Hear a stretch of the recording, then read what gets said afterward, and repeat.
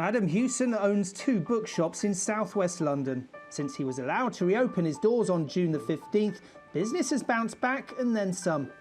He believes the enforced lockdown has turned the UK back into a nation of book lovers. But I think a lot of people did go back to books where with the time they've had the opportunity to do it again. And once they did start getting back to books, they realised, actually, this is a really nice way to spend a couple of hours, because it is relaxing, it's entertaining. Brits are reading more than before the pandemic hit. Market researcher Nielsen found that in a survey of 1,000 UK adults that they're reading 2.7 hours more per week than they were pre-lockdown. The same research found that in the 3 weeks after bookshops were allowed to reopen in England, sales rose 19% compared to the same period last year.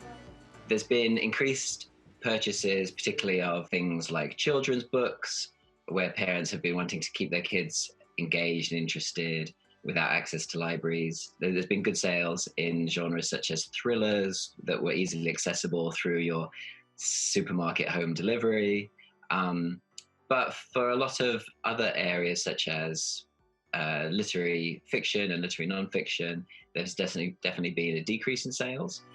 Stefan Tobler runs the publishing house And Other Stories. Since the pandemic hit, they've been donating 20% of the proceeds from every book sold to a local bookshop of the buyer's choice.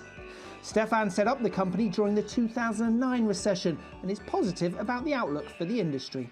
Recessions and difficult economic times are often creative opportunities for new things to come out of them.